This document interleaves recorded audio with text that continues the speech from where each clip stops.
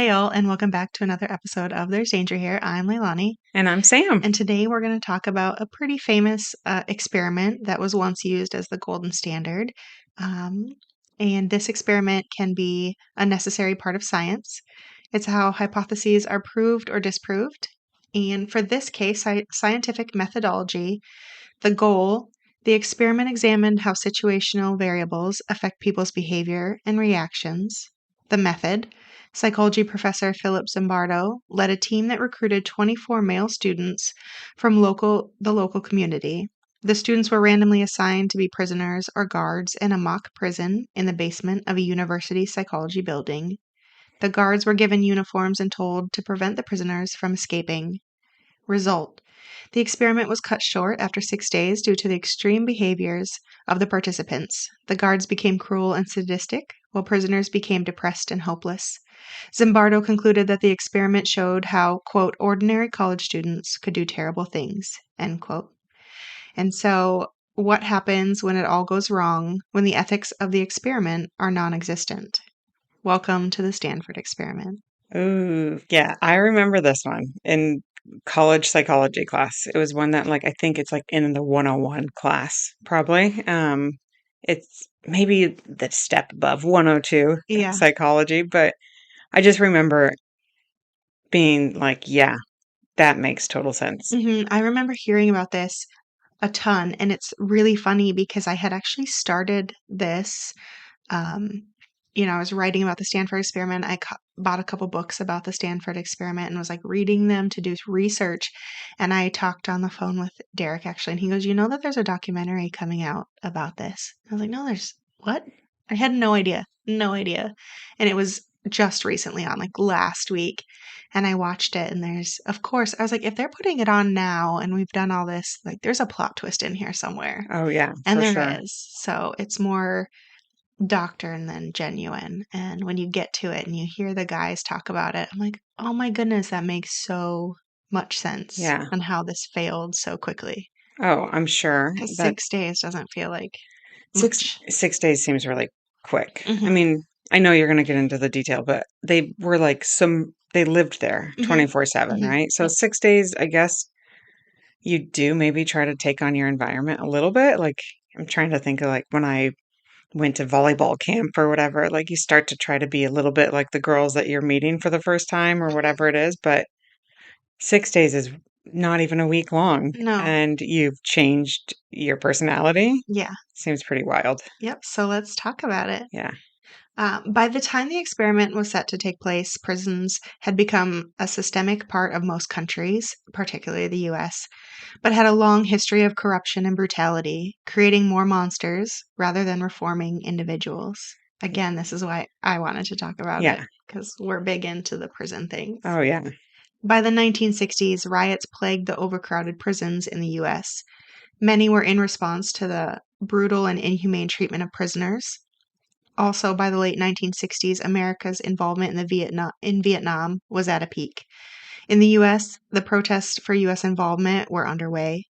Meanwhile, the record numbers of men drafted into the war that they didn't believe in have played a part in the large numbers of those who refused to follow orders or became criminals in the eyes of the military. They were sent to the U.S. Army prison in Long Binh, South Vietnam, where overcrowding and poor treatment led to another riot in August of 1968. By 1970, state and federal lawmakers in America mandated longer sentences for violent and drug offenders. Mm. A series of protests in 1970 resulted in confrontations with the Palo Alto Police Department in Stanford. In the altercation, 65 people were injured and many students were arrested. This is when Dr. Philip Zimbardo came in, looking for ways to decrease the tensions that plague the police and students. You stopped the war on drugs and that Listen, there's so many pieces to this that I all know. kind of came together to allow him to do this experiment. And it's crazy to It's think a about all of these things coming together. definitely a unique time in our history right Hmm. then, for sure. A lot of change happening in our justice system Hmm. during that time. Hmm.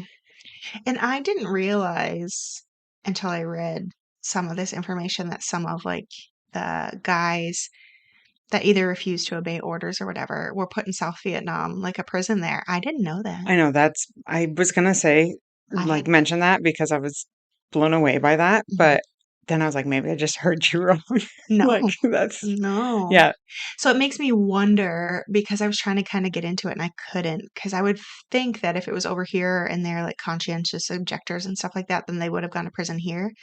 So I wonder if it was when they were taking orders there because Vietnam was a very weird time hmm where like guys were getting killed very rapidly. So you'd move up the chain of command.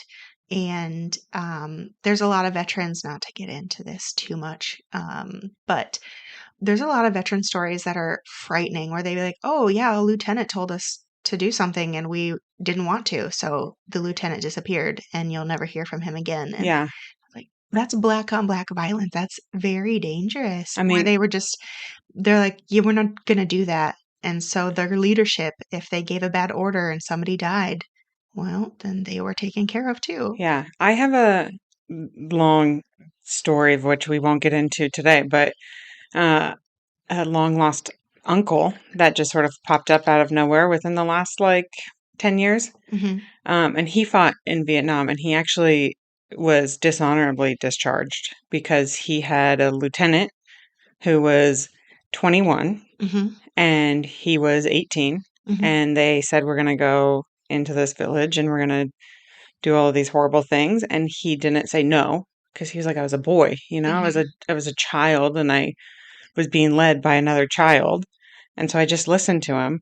And then ultimately, I guess, without getting into all the details, things happened that shouldn't have happened when they were there. And that whole Yeah. little group of men were dishonorably Oh, discharged. I'm sure. Yeah. Yeah. Stuff like that happens throughout history, Yeah. unfortunately. Yeah. All right, back to this. In 1971, a new police chief entered Palo Alto, Captain James Zurcher, and he reached out to Zimbardo, and the two encouraged student and police interactions to be in a more positive light. So, what they did is they set up tours of the police building. Police and students had meals together in restaurants and local areas, and this resulted in decreased tensions between the two populations. Also in 1971, Zimbardo realized that the U.S. Office of Naval Research offered a grant to conduct research on transforming imprisonment of individuals. So he set about determining what happens when good people are sent to bad places, essentially. Mm-hmm. Zimbardo created a prison within the basement of one of the university buildings under the advice of Carlo Prescott, who was an inmate that had recently been released from San Quentin after serving 17-year sentence, and started screening over 100 applicants for this. I didn't realize they built a prison. Sort of. It was like a mock prison. So Right. there's videos of it, and it's, I always thought they used like a real prison though somewhere that was like mm-mm. not functional anymore or No. So it was in the basement, and it was very crudely set up, but they set up kind of mock walls. We'll talk about it in just a minute, but it's not huh. anything super exciting or It also that excessive, yeah, but also it was brings only the for a 2-week experiment. yeah. I know, just it I can see how someone could get like overwhelmed in like a real prison. Yeah, But then when you're thinking like, oh, but there's cubicle walls or whatever, basically that's what it right? was. Yeah. Like it just again is so strange that it would Hmm. turn so badly so quick. Yeah. So at first, he worked with Captain Zurcher, wanting to use the police rookies to be the guards rather than these college students. However, Zurcher realized he couldn't give up that many officers for 2 weeks, and so all participants were going to be students instead. For a sum of $15 a day, males would be either a prisoner or a guard for 2 weeks. The 100 was cut down to about 75, and then all of those 75 applicants were put through a lengthy psychological assessment. Other key information was that they could never have been in jail or prison before, so Hmm. that they didn't have knowledge Mm-hmm. of the environment, and that they couldn't leave the experiment unless it was medically necessary. Oh, Hmm. Hmm. Which becomes a thing. yeah. The 75 were whittled down to the 24 after the assessments. From there, the men were randomly assigned to either guards or prisoners. Zimbardo said that he flipped a coin to determine who received which assignment. So you just heads or tails, you're a guard Hmm. or you're an inmate. And there was much less inmates there. I think there was 9. The rest were guards because they worked 8-hour shifts. Oh, okay. Guards were sent to the surplus store to get assignment uniforms, including a club, sunglasses, and a khaki uniform. And the experiment officially started August 15th, 1971. Did they have to pay for their own uniforms? Like they I don't ultimately think just so. come I out think, negative yeah. after this experiment? No, I think they had like a stipend Yeah. and they were like, here's this money, go get this stuff from the surplus Hmm. stores. Only 9 inmates. I like forgot that it was just 24 people who did this. hmm It just feels like you would need so many more to like really get a grasp on. Well, the space that they were using I was not know. very big I know they were either. using a So, basement. hmm so unbeknownst to most, and I think this isn't publicized very often, but this was kind of highlighted in the recent documentary.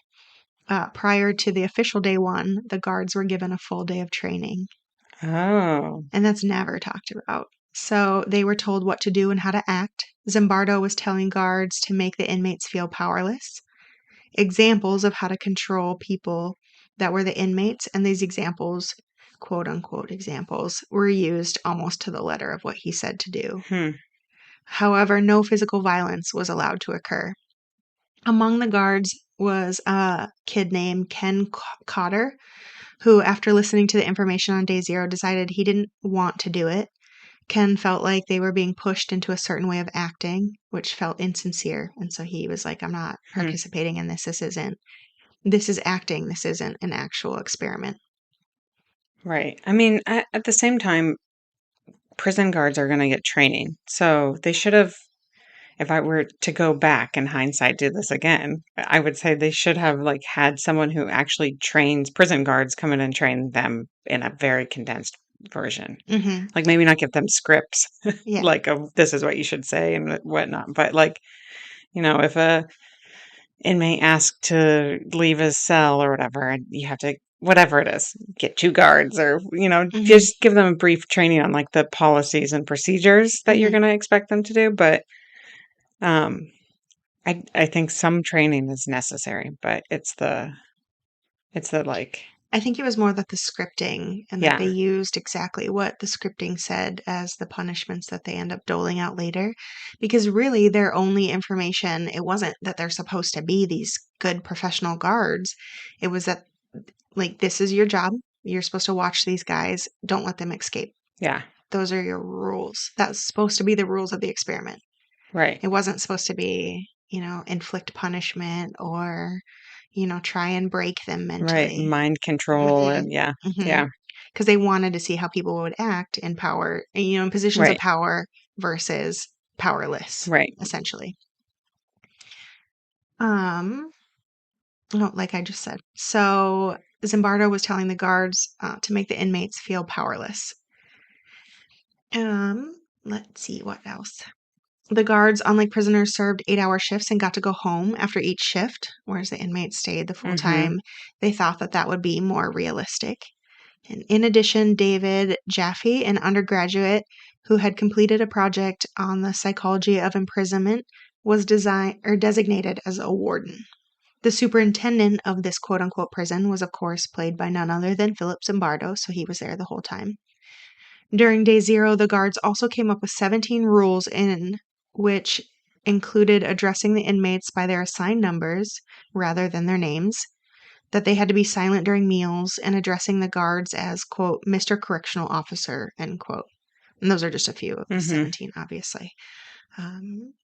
Those that were prisoners were, quote unquote, arrested on the start of day 1, and they were picked up by real police officers and Oh, taken to jail as part of cooperation with Captain Zurcher in order to make the experiment feel more real. okay, that's fun. So they were pretend charged with either like robbery or Uh-huh. arson, but they had like an actual crime that they were being told that they committed to be in this experiment. They were frisked put in handcuffs, and taken to the real jail, Right. like actual Yeah. jail. At the station, they were fingerprinted, photographed, and placed in a holding cell. Holy cow. Yeah. So there's one point in the documentary, and it's the Stanford Experiment. Unlocking the Truth is the name of Uh-huh. this documentary, where one of the prisoners, he was like, I didn't realize that I was going to be arrested on day one.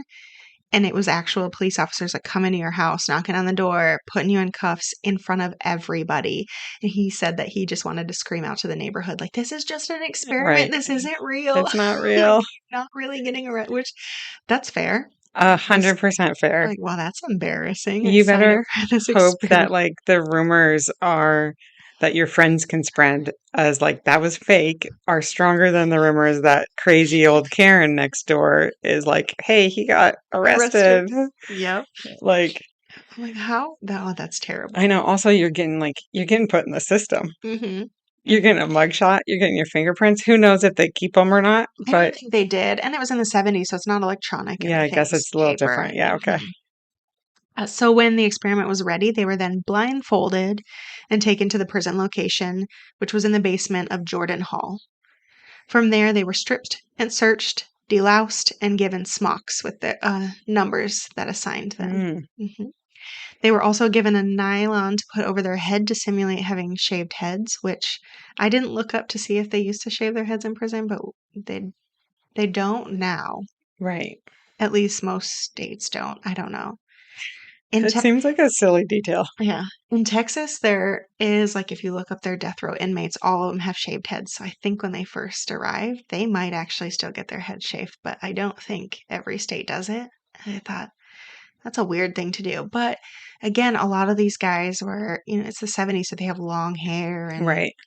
hippie Right. style, and they talk about bringing drugs in and stuff like that and smoking weed and trying to have a good time at first. Uh-huh. So maybe that was to try and show like the institutionalized part of it. They also were given rubber Hmm. sandals, and a chain was placed around one of their ankles. At this time, they weren't attached to each other. It was just like a chain. I was like, that is another odd detail. Why? It, yeah, it seems like it's taking the like controlled aspect of it out of the like that could it seems it's a power play, right? It's to remind them that they're the prison, like they're the prisoner. Yeah, it's But just so it's so strange. silly. It Yeah. is. There were 3 prison cells that were 10 feet by 12 feet, equipped with beds and bars on the doors, and that's about it. They had a designated yard space that was 9 feet by 40 feet long, which housed the only actual entrance or exit from the quote unquote prison. Hmm. There was a hole, so an isolation cell that was previously a storage closet, and there were still like shelves in the storage closet, so it was a very tiny space. That Oh my was, God. yeah, that was their hole It's that they like had the put people in. Chokey from Matilda. Yes, essentially. It was. They created it. Yeah. Officers for the warden and the regular guards were made. The only actual toilet had to be accessed through the yard because they can't make toilets for Right. this Right. basement area. The hallway had a false wall at the end, which housed a camera so that everything in the hallway was recorded, and an intercom system was added to allow guards to broadcast messages to the cells in the yard, doubling as a recording device for those areas as well. So Hmm. everything is recorded throughout. One of the guards, Dave, decided to take over as kind of the head guard, and he ended up being called John Wayne. He Oh took the inmates out and ran them through drills and things that he thought would be embarrassing. At first, the inmates were laughing and going along with it, and Dave said that he was inspired by this from being hazed in his maternity or his Oh, fraternity, uh-huh. excuse me, Yeah. earlier that year. But Zimbardo had given guards a script of how to act and what rules they could have, and many of the guards thought that they were proving that prisons were a horrible place, and so they played roles to prove that it was a horrible place, Uh, because that's how it was handed to them. Dave was of a theater background and thought that he should play a mean guard, so he did what he could to show it. Chuck Burton described or decided to try and be Dave's sidekick, so he was another guard that was there, and he ordered around the inmates trying to make them feel bad. Chuck was small in stature his entire life, made worse when he was skipped a year ahead, he said. And so during this experiment, it was like the first time he got to feel Like a powerful. big man. Hmm.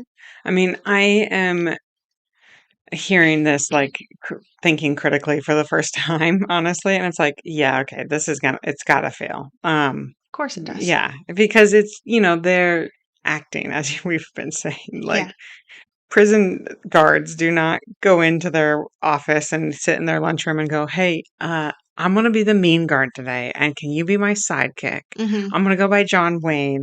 I've got this backstory," like, and you just, like, workshop these characters, like, Yeah.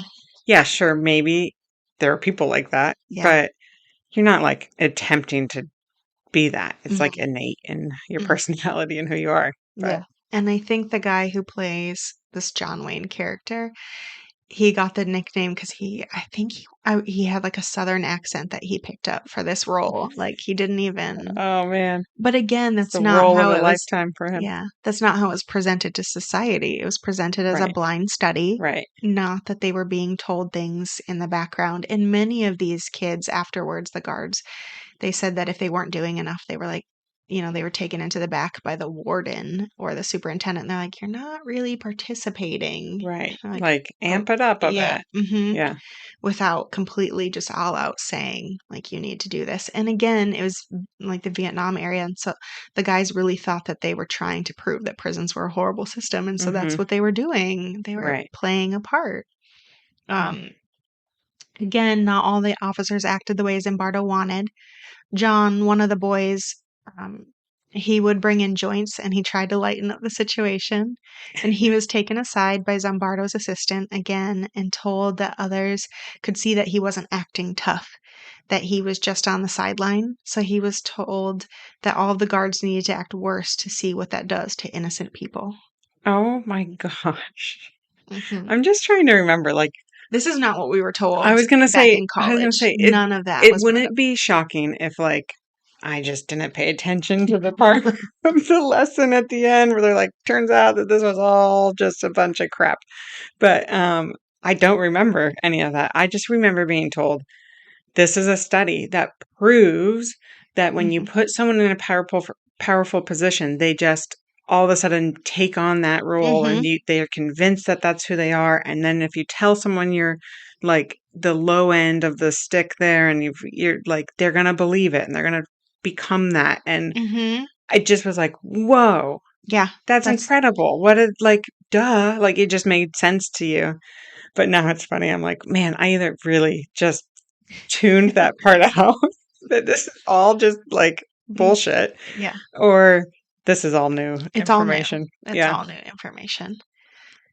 Doug, one of the inmates, thought he was going to get his school books in order to keep up with his studying during Mm. this time, but they did not, obviously. And he got irritated after a while with the shenanigans of the guards, so he started getting the inmates to think of ways to act out and get back at the guards.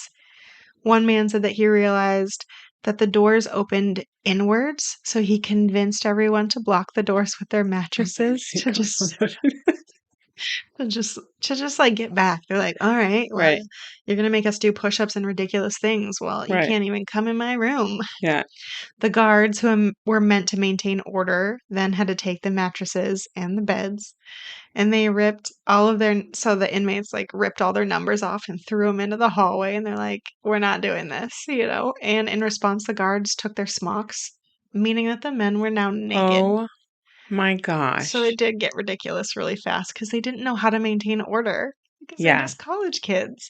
They're college kids who, like, as the prisoner, you're in this experiment and Yeah. you start to realize, like, oh, that guy who I is in my study hall is now talking in a Texas accent and, like, calling himself John Wayne. This is all ridiculous. Yeah. So let's make this more Fun. ridiculous. Yeah. Yeah. They were Like, making it fun, yeah. basically. Yep.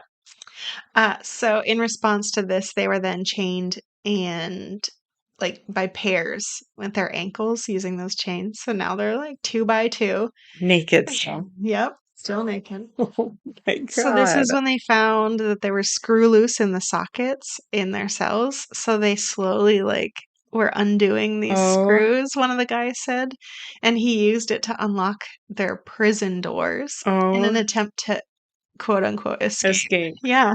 So they were like, all right, well, let's get out of here. And they were caught and put back in their cells. My God. Yep. Okay, now the 6 days is starting to make more sense. Yep. Because it ramped up so Oh, yeah. fast. One of the inmates began incessantly banging on the door. One of the guards found a fire extinguisher and used it to push the inmate back. So he actually, and he thought it was hilarious. He thought it was like funny and not serious at all. But he definitely set the fire extinguisher off on one of the Oh inmates. my And I was God. like, he definitely doesn't know how an extinguisher works then, but okay. And Doug, the one of the inmates, the one that thought that he was going to get the school books, thought that this was getting ridiculous and Yeah. was like ready to go home. He's like, I'm not going to get my studying done. Everybody's acting a fool.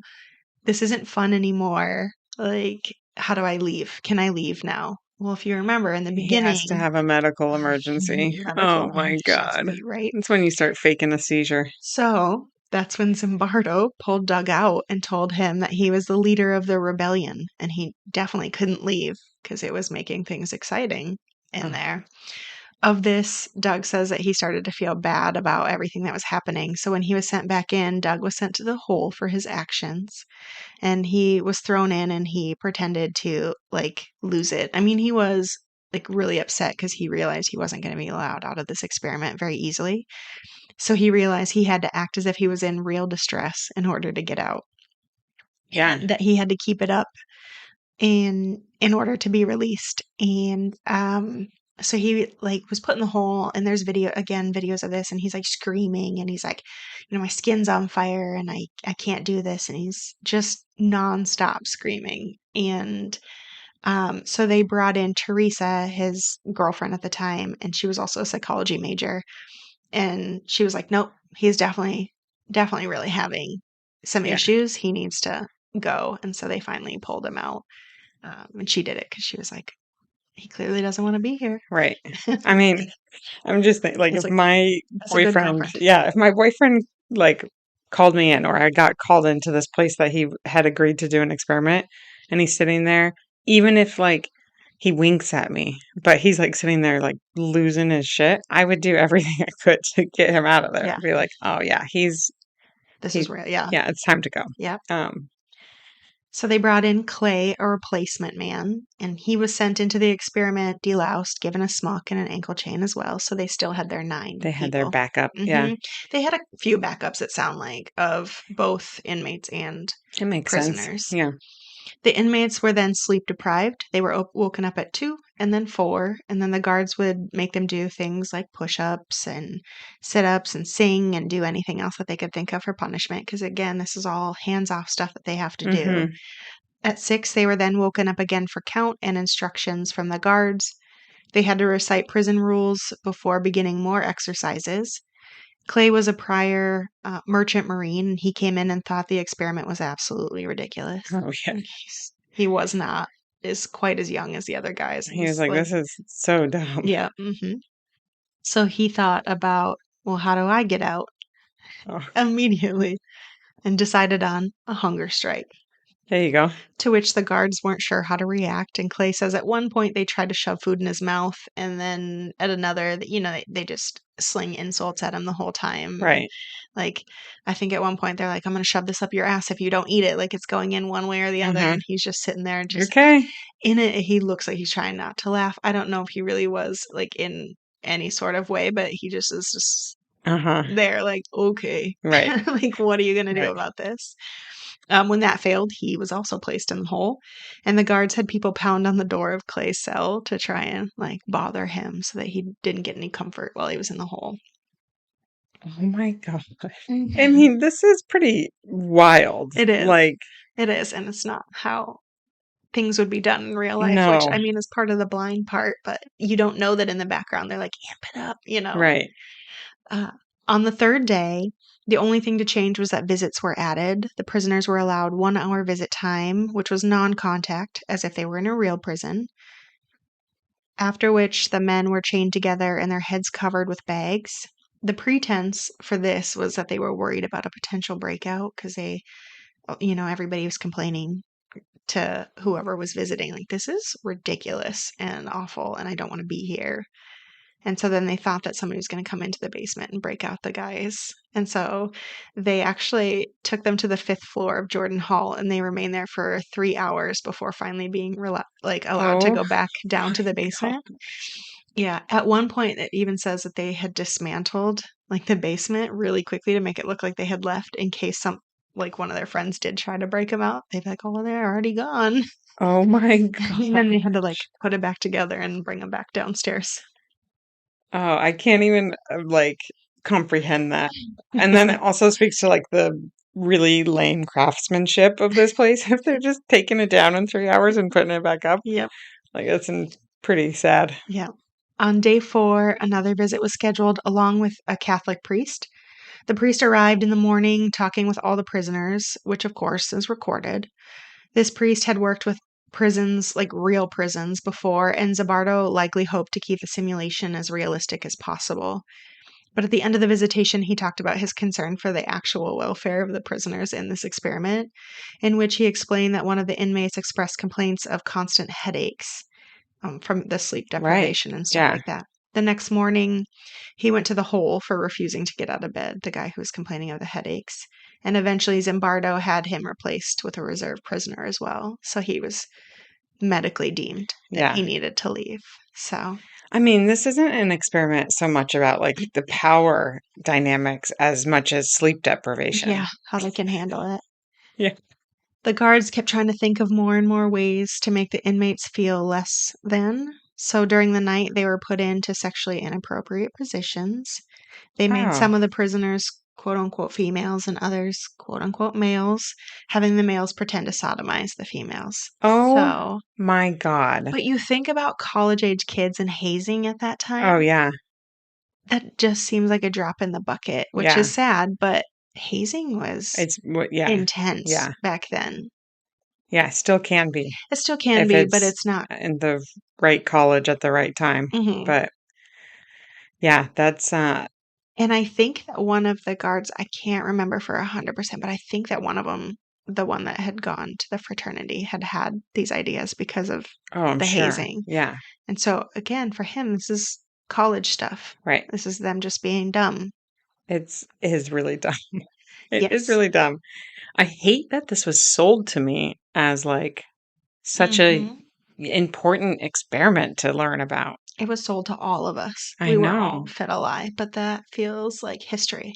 It does. So much of history is a Based on lie. yeah. Or Like there was like a whole section of like Psych 102 or actually I think it was like abnormal psychology that we discussed this like and there was like a month and a half worth of like experiments based on this premise. hmm And we started with this one. hmm And it's like this is crazy. I know. I know. Christina, Zimbardo's girlfriend, came down on day 5 and saw what was going on in the background. So he was showing her videos and things that they were doing. And she left just like in tears and was like, "This is ridiculous. You guys are doing more harm to these boys than you should." And she Right. was like, she said that she was so disappointed. So on day 6, the guards were told to go easy on the prisoners. But by the afternoon, they ended up calling it off, like the whole experiment. Before leaving, he had each prisoner talk to a public defender, and all of them voiced the same complaints that they had poor and inadequate food, disturbed sleep, and abusive behavior by the guards. All of the participants, both guards and prisoners, were then asked to complete a short survey at the conclusion. And that's what we have based years and years of textbooks on. Yes. Is their short survey at the Yeah. conclusion. Yeah. After that, Zimbardo became a subject matter expert on how prisons affect people because of Ah, how they had portrayed this that's experiment. crazy. And they didn't, it sounds like they didn't release all of the transcripts and things that would prove that this was such a faked experiment. It doesn't come out later till a journalist looks at this and is like, wait a minute. And that's how this whole, like, the whole documentary got started is because somebody came in and was looking at the actual transcripts and some of the information and I was like, this is fake. This is a Yeah. fake experiment. This was made up. Yeah. And it was like, people should know that this is made up because we've been basing So much. Years and years, decades Yeah. on this. So So, much weight has been put on this. yeah. So before that, as a result, people looked at him when other egregious acts were found, such as the Attica uprising that happened 3 weeks after the Stanford Prison Experiment and kind of proved Zimbardo's point. So, where this may have just been a theoretical and kept in academia, suddenly it was thrust into the limelight and it made great marketing for Dr. Zimbardo. Mm-hmm. After this, it was generally believed that he was the informed figure and looked to for decades as a resource. So, the Attica, let's talk about that. In 2000, the 2000 inmate prison in Attica, New York had reached a boiling point. A riot occurred after complaints that the guards treated them like quote unquote beasts when unanswered. The inmates took more than 40 members of the staff hostage for 4 days. On the fourth day, state police and guards stormed in, causing multiple deaths. One guard and 3 inmates were killed by the rioting inmates. Another 9 guards and 30 prisoners were killed when the police and guards tried to reclaim the prison. Mm. So, and after this, of course, Zimbardo's like, see, I just proved in an experiment that this was going to happen. And then it happens in real life. And the world is like shook. Yeah. Like, yep. Like, this is what you get when Yeah. you put just normal men in power positions. Yeah. Like, So and it just happened to happen right at the right time oh my for God. Zimbardo. If I were to be a conspiracy theorist, Which, okay. I mean, there'd be part of me that says, oh, he staged that. He Yeah. told them to do it. Like, he infiltrated that prison and said, I need you to Okay, do this. that's a reach. I know. It's just, the money's on the line. I know. People do some weird stuff. Yeah. This was followed by President Nixon's war on drugs, resulting in mandatory minimum sentences added to the already booming numbers of incarcerated individuals. Yeah, that worked out great. In the 1970s, when the Stanford Experiment took place, approximately 300,000 people were incarcerated. By 2002, the numbers of incarcerated people in the U.S. exceeds 2 million. Whoa.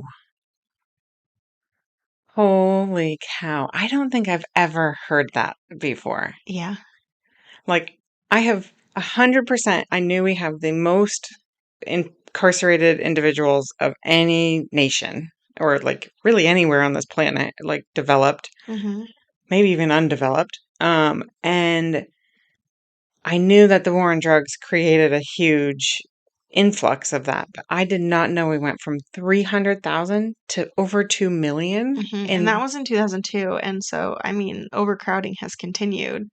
So I didn't look up a recent numbers, but I can guarantee you it's more than that. It blows my mind that we didn't just, like, until recently start waving the flag of, like, maybe we don't incarcerate everyone with drug crimes.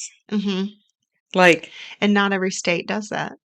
that is wild to me. I mean, it's a money-making business, It right? is, but Like, yeah, that's it is. why, but it's just, I mean, there's so many things involved too. Oh, Like, we'll get into them all eventually on this yeah. podcast Yeah. because you know how I feel about that. In 1973, the American Psychological Association, or APA, reviewed the account of the experiment and outcomes.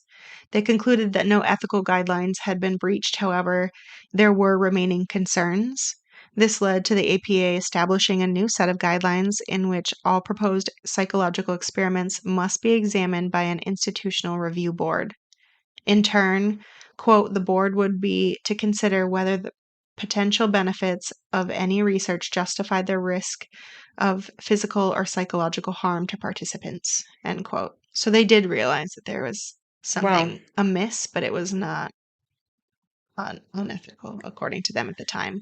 I mean, if anything, that's why this is going to be easy to, like, edit into textbooks, because that standard came to be based on this awful play that they were trying to write. Yeah.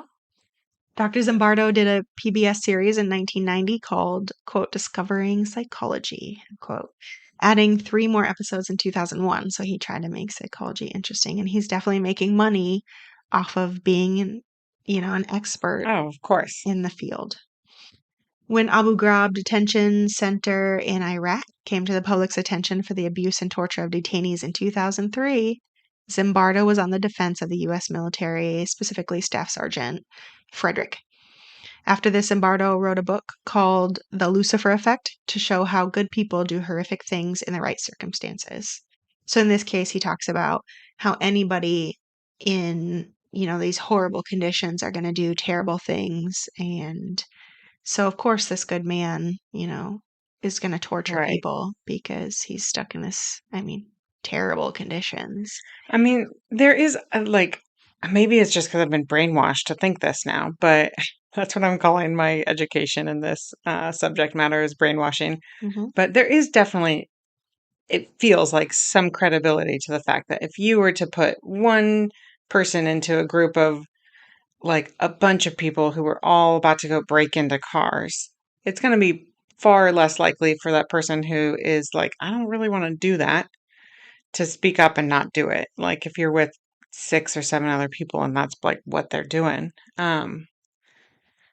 So I feel like there's some credibility to a study. I think so. That refers to what is that? I The know name that's of like that? the one Oh where no. there's like the girl in the uh like down below the apartment when she's getting raped and like everyone assumes that Yeah, someone else has called the police so the no one bystander effect or yeah whatever. so like no one does calls the police. Hmm. And then there's the group think, which is kind of what it sounds like Right. you're talking Yeah. about. But I think that his premise that any good people put together. So they're saying, me and you, we go Right. into a detention center and we have somebody that we're looking after that if we're in this confined environment that you and I, not knowing anything about it, are going to become these horrible human beings. And of Right. course, we're going to torture Right. them. And of Right. course, we're going to do Right. this Right. because we just stepped into this environment, Yeah. which is asinine. That's It is absolutely not asinine. the case. I know. It's hard There, for me to think that I ever yeah, believed that. yeah, there are guards that serve 20 years that are amazing. There's guards that serve a year and are horrible human Right. beings. It's part of like nature as well. But this was also, they didn't let nature play out. They scripted it. And Right. so that's where the fallacy comes into all of this. Right. So in 2005, Carlo Prescott, again, that was the inmate that had come in to help, and he stated that he consulted on the experiment. He suggested chaining the prisoners together and having them blindfolded or having bags over their heads when they were moved, all of which occurred on video. Mm. So they were doing what the inmate said you could do to torture somebody. Oh my God. In 2002, the British Broadcasting Corporation attempted to replicate the study. They had 15 volunteers and assigned them randomly to their roles. Unfortunately, without someone like Zimbardo driving the bus, it didn't happen the way they wanted. I'm sure it didn't. The guards weren't cruel, and the study therefore couldn't be replicated. Instead, the guards and prisoners had an amicable relationship. The only similarity was that the experiment was also cut off early, but that was only because the group reorganized into a self governing commune. Oh my God. So 100% Okay. different. I want to watch that documentary. I know, it's like, that's awesome. Oh, it's amazing. Oh, Like, we're going to replicate this, and they're like, we're going to get along. yeah. Turns Dang it. out can be pretty good. Yep. So with that, that is the end of the Stanford experiment and how Wow. absolutely scripted it was and fake. It makes me have to like rethink some portions of my life. Like my college years, I'm like, whoa. You really hinged your life on I this? mean, I was a psych major, so this was like entrenched in like every layer of education that I received. I didn't even know that. Yeah, and so like I'm just like, oh man, that really it So much of your education oh so incorrect. yeah. It does make me feel a little more like, yeah, the that college just wants to tell you what it needs to Yeah, tell you. yeah, Like, oh man, yikes. Yep, I've got some lifelong thinking to do now, reflecting, yeah. maybe some journaling. No. Oh, goodness. All right. Well, with that, to everyone out there listening, be careful. It's a dangerous world we live in.